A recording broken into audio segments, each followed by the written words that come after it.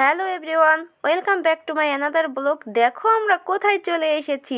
জানো তো, বাইরে কোথাও ঘুরতে আসলেও না আমার শান্তি নেই। আমার এই ছোট্ট প্রমিথিউসকে নিয়ে যখনই আমরা বাইরে ঘুরতে যাই তখনই ওর হাজার রকমের বায়না থাকে। আজকে আমার অনেক গুরুত্বপূর্ণ একটি কাজ ছিল, আর সেই কাজটি করার জন্যই আমরা বাইরে যাওয়ার প্ল্যান করেছিলাম। আর এইখানে দেখো আমার পার্সোনাল ড্রাইভার তার ঘোড়ার গাড়িটা ঝকঝকে চকচকে করে মোছামুছি করছিল, কারণ এই গাড়িতে এখন আমাকে বসতে হবে। কার কার আমার মতো পার্সোনাল ড্রাইভার আছে একটু কমেন্ট করে জানিও। আর হ্যাঁ, আমি কথা বলতে বলতেই দেখো আমার ড্রাইভারের গাড়িটা মোছামুছি করা কমপ্লিট। এখন আমি সযত্নে গাড়িতে গিয়ে উঠে বসে পড়ব। পথে যেতে যেতে এরকম একটা জায়গা দেখে প্রমিথিউস বায়না ধরলো সে বেকুতে উঠবে, কারণ আমার ছেলের বেকু ভীষণই পছন্দ।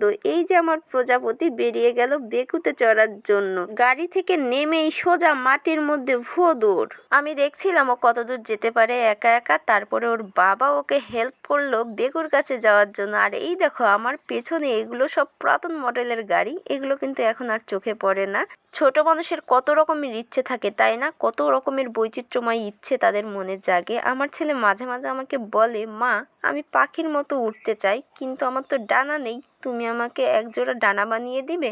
আমি ওকে প্রমিস করেছি তুমি বড় হলে তোমাকে ডানা বানিয়ে দিব। আমার ছেলের দিকে তাকালে আমার নিজের শৈশবের কথা মনে পড়ে যায়। আমি যখন ওর মতো ছোট ছিলাম একটা পাটখড়িতে জিকে গাছের আঠা লাগাতাম, তারপরে সেই পাটখড়িটা নিয়ে দৌড়াদৌড়ি করতাম লাল ফড়িংয়ের পিছনে। আমাকে যদি কেউ প্রশ্ন করে তোমার জীবনের এতটা সময়ের মধ্যে কোন অংশটা সব থেকে ভালো কেটেছে, আমি বলবো বর্তমান সময়টা সব থেকে আনন্দময় এবং সব থেকে ভালো কাটছে। কিন্তু আমার শৈশবটাও অনেক সুখের ছিল, অনেক আনন্দের ছিল।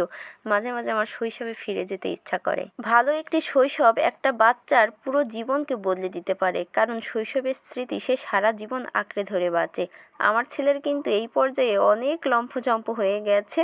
তারপরে আমরা আবারও চলে যাচ্ছি গেটের দিকে, দেখি বাড়িতে যাওয়া যায় কি না। আমার ড্রাইভার কিন্তু আবারও তার বাহন মোছার জন্য চলে গেল, কিন্তু না, আমার ছেলের লম্ফঝম্প শেষই হচ্ছে না। সে আবারও চাপলো বেকুর চাকায়।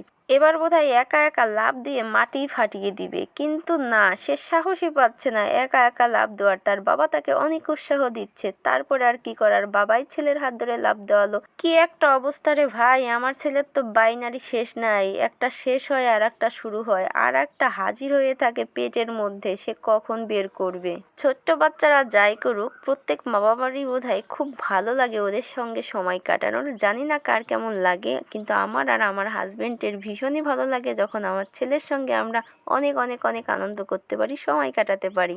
অনেক হয়েছে ঘোরাঘুরি, এখন আর সময় নাই, পেটে আর মানছে না, পেটের মধ্যে শিয়াল দৌড়াচ্ছে। এখন বাড়ি যেতে হবে, বাড়িতে গিয়ে খাবার খেয়ে একটা ঘুম দিতে হবে।